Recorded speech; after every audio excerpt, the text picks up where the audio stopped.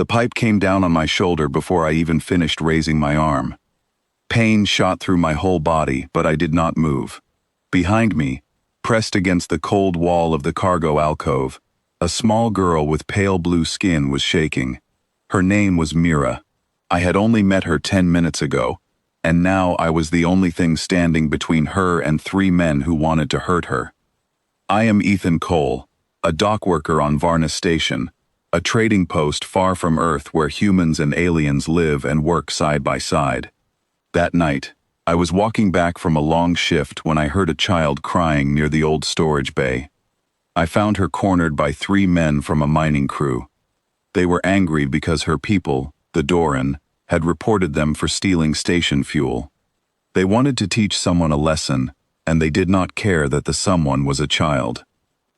I did not think. I just stepped in front of her. "Move," one of them said. His voice was low and full of warning. "No," I said. He swung first. The pipe hit my shoulder, and I felt something crack inside me. I stumbled, but caught the wall, and stayed standing.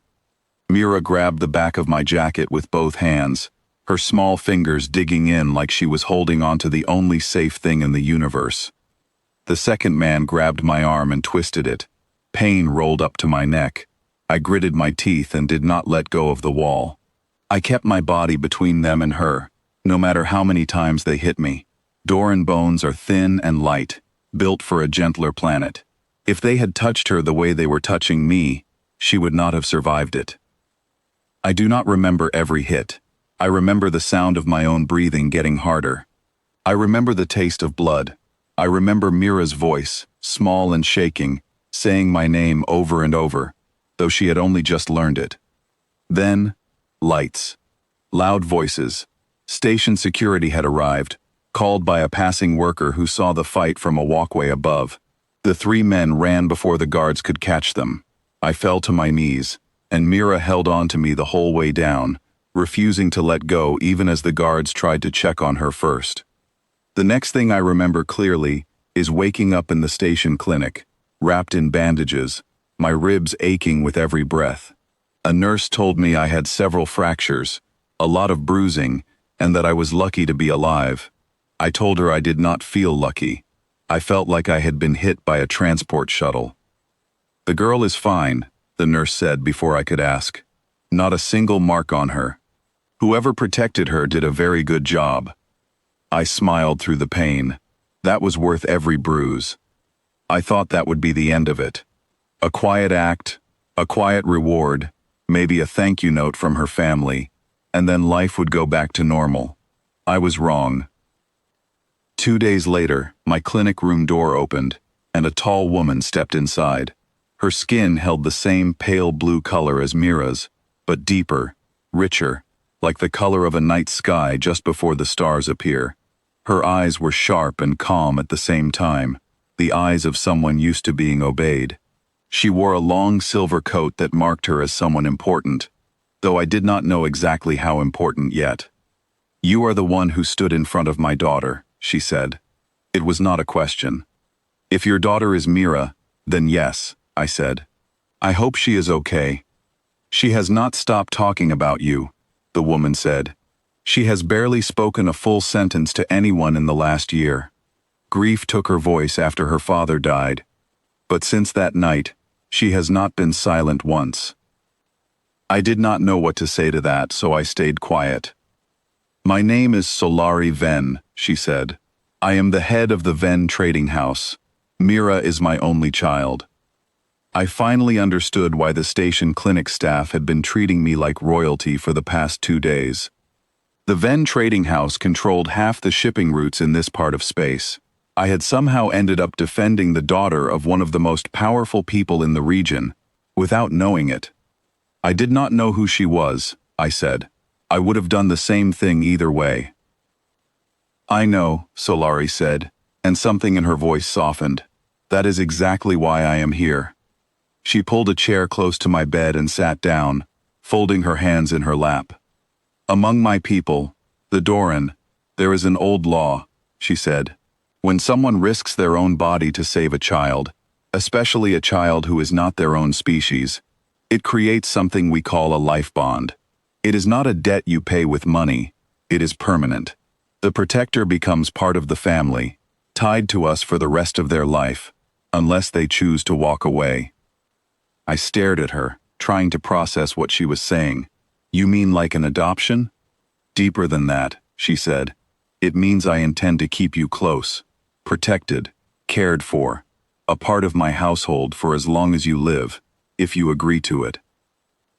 For a moment, I thought she was joking. But Doran do not joke about family matters. Her face stayed calm, steady, sure of itself. Why would someone like you want a dock worker in your household? I asked. Because you did something no Doran would ever do, she said. We calculate everything before we act. Risk, odds, outcomes. A Doran adult facing 3 armed men would have run the numbers first, decided the odds were poor, and gone for help instead of stepping in alone. You did not calculate anything. You simply stood there and refused to fall. There wasn't time to calculate, I said. She was scared. They weren't stopping. That is the very reason my daughter is alive, Solari said. And it is the reason I am sitting here, instead of sending you a thank you gift and forgetting your name by next season. The door opened again, and Mira walked in, holding a small stuffed animal shaped like a bird. She saw me and ran straight to the bed, climbing up carefully to avoid my bandaged side. You came back, she said, smiling with her whole face. Of course I did, I said.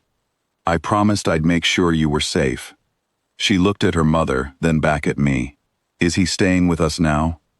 Solari looked at me, waiting for my answer instead of speaking for me. That alone told me everything about the kind of person she was. She had power over almost everything in this part of space, but she was not going to force this choice on me. If I say no, I asked her, what happens? Then you go home with my gratitude, enough credit to live comfortably for the rest of your life, and my respect, which is rare and not given easily, Solari said. I will not force a bond on anyone. It only means something if it is chosen freely. I thought about the alley, the pipe, the fear in Mira's eyes when I found her, the way she held onto my jacket like it was the last safe thing in the world. I thought about the silence she used to carry before that night, and the way she had not stopped talking since. I thought about my life before all this. A small apartment on the lower deck of the station, a job that paid just enough to get by, no family close enough to call, no reason to stay anywhere in particular. And I thought about how, for the first time in a long while, someone actually needed me to be there. I'll stay, I said. Mira let out a happy sound and hugged me carefully, avoiding my bruised ribs.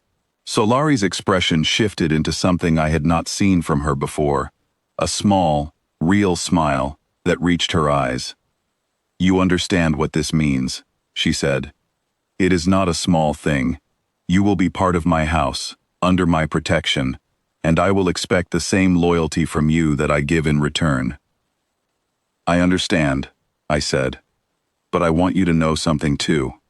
I didn't do any of this to get something back. I did it because she needed help, and I was the one standing there. I know, Solari said quietly. That is exactly why I chose you. Weeks later, once my ribs had healed and the bruises had faded, I stood on a private platform overlooking the trading district of Varnus Station, wearing clothes finer than anything I had ever owned. Mira stood beside me, holding my hand, telling me about a new game she wanted to teach me. Solari watched us both with quiet pride, the same calm look she carried into every room. I used to think my life was made of small, unimportant days. Wake up, work, sleep, repeat. But that night in the alley changed everything. I did not step in front of Mira because I thought it would lead to any of this. I stepped in front of her because it was the only right thing to do in that moment. Sometimes the smallest choices carry the heaviest weight. Sometimes protecting someone, without thinking about the cost, is exactly what opens the door to a life you never expected to have.